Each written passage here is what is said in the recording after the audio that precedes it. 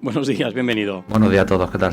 Bueno, vamos a hablar hoy de los mitos en el mundo de la nutrición y el entrenamiento. Mitos que vamos a resolver las dudas. Como siempre, bueno, es agradecerte que estés aquí, en este espacio. Ponte al día con Gaby, nuestro entrenador personal y, por supuesto, también ha estudiado todo lo relacionado con la nutrición y demás. Y, de hecho, a mí me encanta que esté aquí para comentarnos, para darnos solución a algunas dudas que tengamos, algunos problemas que podamos tener. También pueden llamar al 953 41 10 72 o por algún canal que él tiene. Como saben, pueden ponerse en contacto con él para que le resuelva algún problema, alguna duda, como digo. Hablamos de hidratos de carbono, para comenzar. Gaby, ¿los hidratos de carbono a partir de las 6 de la tarde engordan? Bueno, esto es una de las cuestiones y de los mitos más extendidos. A partir de la hora, todo lo que engorda. Ya, ¿sí? Tal cual. A partir de las 6 de la tarde. A partir de las 6 de la tarde, no a las 5 ni a las 7, a las 6. Pues bueno, esto es un mito muy extendido, sobre todo porque la mayoría de la gente normalmente asocia el hidrato de carbono a mucha energía y que esa energía obviamente se va a acumular porque sí. Y siempre comentamos en este programa que todo va a depender del contexto y que para que se engorde o que se adelgace va a depender del déficit energético que tú tengas al cabo del día. O de ese exceso energético. Recordemos, para ganar peso necesitamos un exceso energético, es decir, comer más de lo que gastamos al cabo del día, y un déficit es comer menos de lo que gastamos al día. Entonces, por lo tanto, no va a ser lo mismo que un deportista coma hidrato de carbono a las 6 de la tarde, a las 7, a las 8, que una persona que es totalmente sedentaria. Sí. Partiendo de esa base, la problemática no está tanto en el hidrato, sino en el contexto global de esa persona. Por lo tanto, ¿puedo tener una persona que coma hidrato de carbono y adelgace? Por supuestísimo. Si su déficit energético obviamente acusa de decir gasta más de lo que come, ya puede hincharse a comer hidrato de carbono, que si sigue en ese déficit va a perder seguramente peso.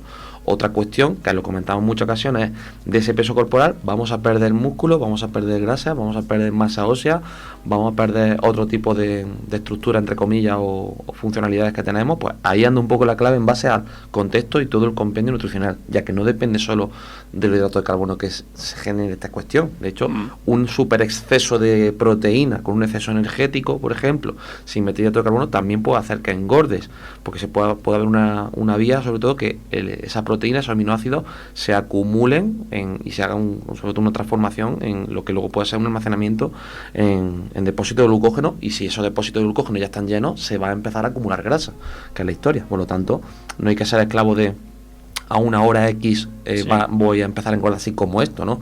Primero ver el contexto que tienes, porque si tú tienes un gasto elevado, vas a necesitar hidrato de carbono si mañana también tienes unas necesidades amplias, por ejemplo, ya sea en un trabajo en el campo, un deportista, etcétera.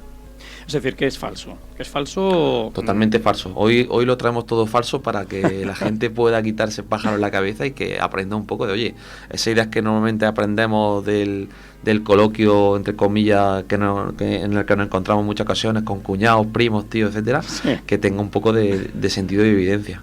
Hablemos de algo que se suele decir, ¿no? Oye, después de hacer un ejercicio físico, ¿cuántas veces nos han recomendado? Oye, después de hacer ese ejercicio físico, para que no te salgan agujetas, o antes de practicarlo, toma agua con azúcar e incluso con sal, porque son sales minerales. ¿El agua con azúcar o con sal quita las agujetas? ¿Verdadero o falso? ¿Ha dicho falso? Este es otro de los mitos, pero que si tuviéramos que poner €1 por cada vez que me lo han dicho, yo ahora mismo no estaría en la radio, estaría ahora mismo en un yate en Mónaco, ahora mismo tumbado en el sol. No tiene nada que ver. Una cosa es la agujeta. Tradicionalmente se pensaba que las agujetas eran como una cristalización del lactato. El lactato es una sustancia que generamos cuando generamos cierta intensidad de trabajo. Y tradicionalmente se pensaba que había una cristalización de ese lactato que atravesaba los músculos y que cuando se hacía de nuevo ejercicio se quitaba la agujeta. De hecho, la gente cuando tiene agujeta y vuelve a hacer ejercicio, en el momento ya lleva un poquito de rato, la agujeta, la sensación ha desaparecido. Luego otra cosa la cuestión. Bien, primero hay que identificar qué son las agujetas. Las agujetas es una rotura, es un daño muscular más ampliado, ¿vale?, que se genera después de la actividad física. Esto va a depender del nivel de condición física inicial de esa persona y del tipo de entrenamiento que realiza. No es lo mismo realizar un entrenamiento de fuerza, los cuales pueden tener más rango de daño muscular respecto a los trabajos de resistencia, aunque también esto depende de los volúmenes de entrenamiento.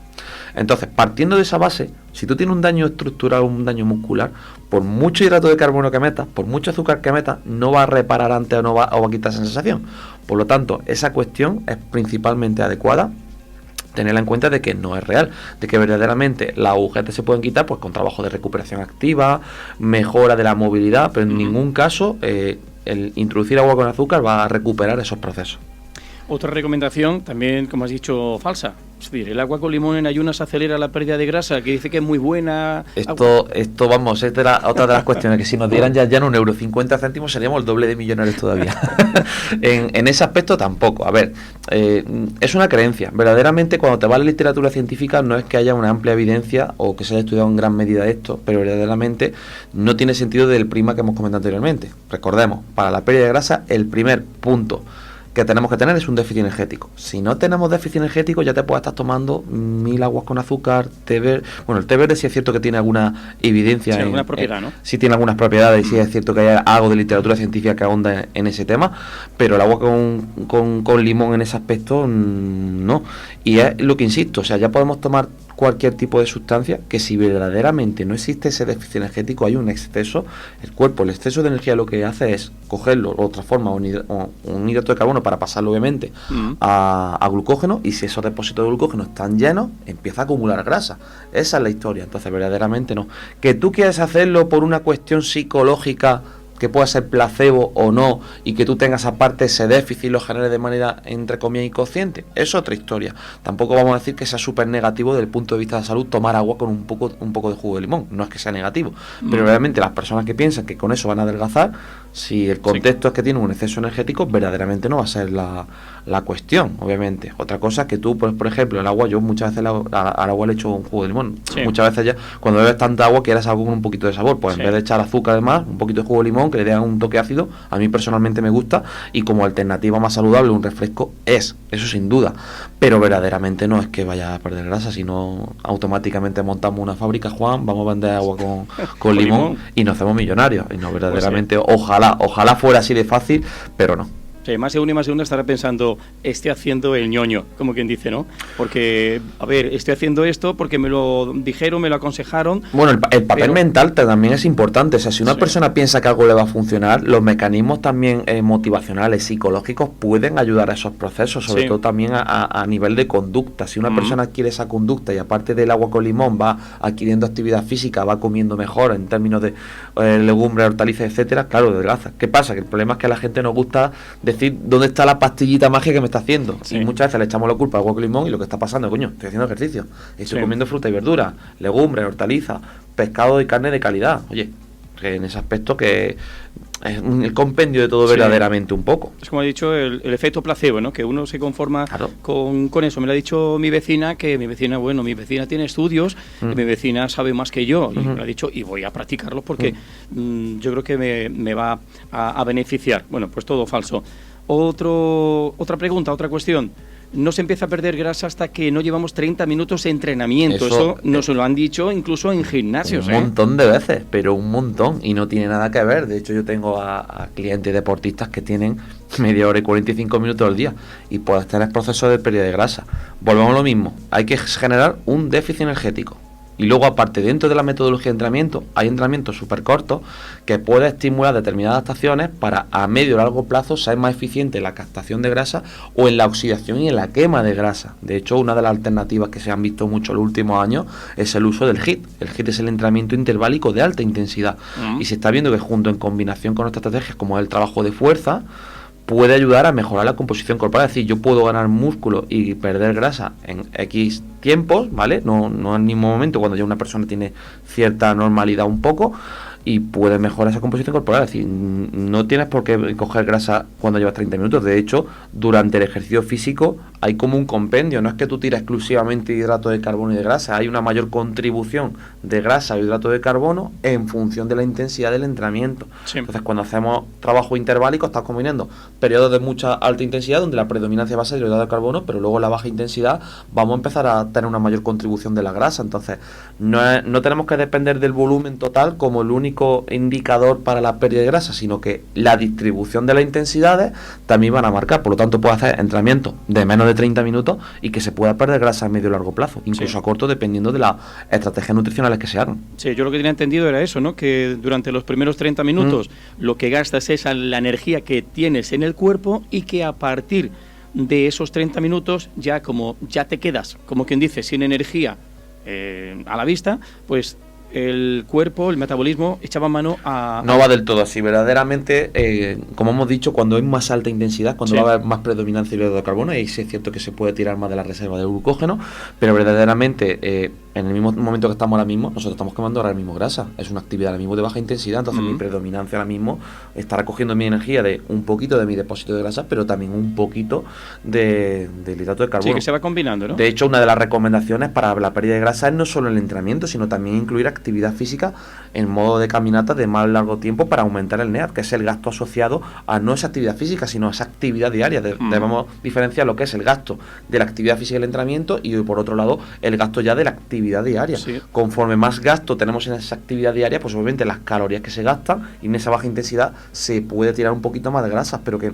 no tenemos que asociarnos solo a tiempo o una X intensidad, sino que la combinación de ambas va a hacer que la predominancia junto con esa estrategia nutricional haga que perdamos grasa. Y puede haber clientes perfectamente con 30 o menos minutos que tengan una estrategia nutricional adecuada que puedan perder grasa. Otra cosa es que dependiendo de tu condicionante necesitas, o sobre todo del aspecto de saciedad a la hora de comer, que tu hábito dietético ahí pues sea mayor o menor. Obviamente aquí la capacidad de saciedad, ese hambre hedónica, es decir, que muchas veces tenemos nuestras necesidades nutricionales cubiertas, pero el hecho de comer da placer, o cuando tenemos con ansiedad que nos da ganas de comer y demás, es otra cuestión que habría que hablar aparte, pero verdaderamente con esta estrategia adecuada en base a ese déficit se puede plantear.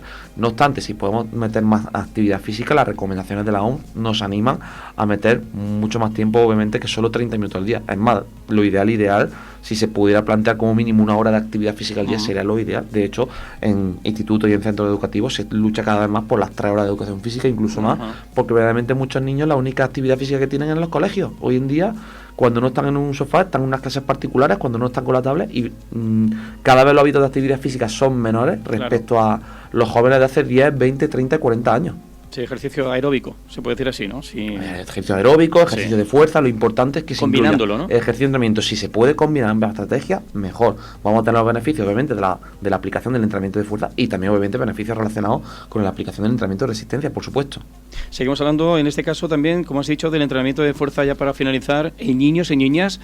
¿Esto hace que no crezcan cuando, por ejemplo, coges a un niño y dices, venga, vamos a hacer este ejercicio, es de fuerza, no te va a pasar nada? ¿Es cierto o no es cierto? Me has dicho en un primer momento que todo es falso, ¿no? Sí, totalmente. ¿Sí? Esto es una de las creencias que más miedo le da a los padres, es que su niño vaya al gimnasio con tantos años, porque no van a crecer, etcétera. A ver, verdaderamente no hay ningún estudio que haya demostrado que el hecho de incluir trabajo de fuerza en edad temprana disminuye el rendimiento. Otra cosa es que haya especializaciones tempranas, pero ni aún así. ¿Por qué? Porque en gran medida el crecimiento va a depender de varios aspectos. Por un lado, el componente genético. Si tus padres miden 1,50, tú no vas a medir seguramente 2,10 metros, eso lo seguro. ¿Que pueda haber algún gen que haya alguna excepción? Por supuesto, todo el mundo conocemos excepciones, pero la regla general va a hacer que esa genética, en términos generales, tengamos al final la predisposición genética que nos dan nuestros padres. Eso por un lado. Por otro lado, el propio crecimiento depende también de los impactos óseos. ¿Esto qué quiere decir? De esos mecanismos de crecimiento dependen también de la tensión, de esos impactos, por ejemplo, que puede haber en determinada actividad física deportiva, y del entrenamiento. De hecho, en mujeres se recomienda el trabajo de fuerza incluso en personas con menopausia y osteoporosis, porque el entrenamiento de fuerza mejora los procesos de las trabéculas óseas y es ampliamente importante esto desde edades jóvenes, porque en cuanto mayor sea nuestro pico de crecimiento óseo y mayor sea nuestra trabécula en ese aspecto, desde más jóvenes los procesos de pérdida van a ser, entre comillas, mejores con la edad. Si nosotros desde jóvenes no metemos entrenamiento de fuerza, o sobre todo esa masa ósea no está bien formada y bien cimentada, cuando llegamos a boleta nos vamos a acordar de ese aspecto. De hecho, hoy en día no entiendo cómo no puede haber en centros de salud, centros médicos todavía, una unidad específica de ejercicio físico, tanto para personas que tienen patologías como puede ser cáncer, osteoporosis, cualquier tipo de patología, porque es que verdaderamente el entrenamiento y el ejercicio físico bien pautado es una de las estrategias más ideales y más fundamentales y más evidenciadas respecto a otro tipo de terapias farmacológicas en muchas patologías. Entonces, totalmente falso. que un niño haga trabajo de fuerza bien pautado, Sí, bien controlado, bien controlado. va a venir muy bien desde el punto de vista de obviamente del desarrollo evolutivo del niño, del desarrollo obviamente de aprendizaje y sobre todo del desarrollo biológico, pero sin duda, o sea, va a mejorar muchas de las funciones y obviamente va a permitir mejorar la esperanza de vida y todos los beneficios relacionados del ejercicio físico que se ve en la literatura científica actual, vaya. Sí, además también como se suele decir, y es verdad, es cierto, ¿no? Que el músculo tiene memoria y a la larga el beneficio va a ser muy sano, ¿no? Totalmente. De hecho, en personas mayores, todos tenemos casos, por ejemplo, nos acordaremos seguro que personas mayores que han estado toda su vida en el campo, seguramente van a tener una mejor funcionalidad de mayores que aquellas personas mayores que han estado en trabajo de oficina totalmente. Sí. Porque el hecho de meter actividad física también va a tener una serie de beneficios a nivel muscular.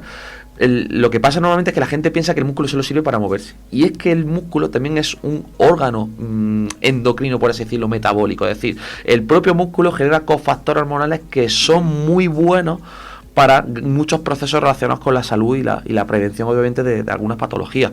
Entonces, en ese aspecto es importantísimo incluir esos procesos de entrenamiento, pero desde jóvenes, y mantenerlos. De hecho, conforme se llega a la edad, es cuando más actividad física se tiene que incluso meter y con más intensidad, para que esas pérdidas asociadas a la edad, como son, obviamente, pérdida de masa muscular, esa sarcopenia que hemos comentado anteriormente, mayor aumento de la pérdida de grasa, cambios, obviamente, a nivel metabólico que también se producen en la edad, son fundamentales. De hecho, muchas personas que estén escuchando, que nos estén viendo ahora mismo, en ese aspecto, vean ustedes a cualquier persona mayor que cuando se jubila coja el patrón de estar sedentario total y el patrón de no para de moverme. Seguramente la persona que no para de moverse tiene mejores indicadores de salud, mejor condición de aplicación de fuerza y mejor calidad de vida a largo plazo que la persona que es totalmente sedentaria. Entonces es uno de los aspectos clave. Incluir trabajo de fuerza en la vida diaria tiene que ser obligatorio desde el punto de vista de la seguridad social, vaya. Claro.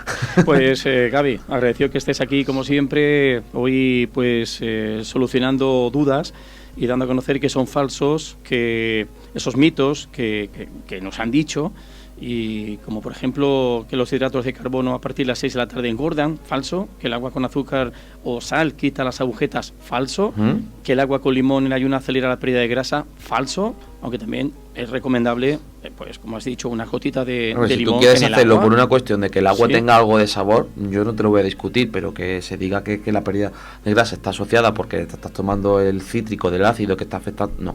Si tú te hinchas a pizza, ya te puedes hinchar a beber agua con limón, que no va a solucionar lo de la pizza. Claro. Entre comillas, en un contexto en el que tenga superávit. Si yo tengo, por ejemplo, una persona que gasta 8.000 calorías y está comiendo pizza y tiene 4.000 calorías de ingesta, le quedan todavía perfectamente otras 4.000 de déficit. O sea, ahí el problema no está en el agua, el problema está que hay un déficit acusado. Entonces, obviamente, esa debe ser la primera base, ese déficit energético. Luego, obviamente, tendríamos que ver la distribución de los macronutrientes. Luego, obviamente, ya se podrían ver aspectos relacionados con aspectos adaptativos a nivel hormonal y metabólico, que eso luego se podría dar para otro programa. Y luego, por supuesto, ya se podría hablar, obviamente, de la biorgogénica y demás para esos procesos. Pero la clave y la fundamentación, la primera base es déficit. Si no hay déficit, muy complicado cambiar la composición corporal a medio y largo plazo. También es falso que no se empieza a perder grasa hasta que no llevamos 30 minutos de entrenamiento, como nos ha dicho, y falso también que el entrenamiento de fuerza en niños o niñas hace que no crezcan. Totalmente falso. Eso es.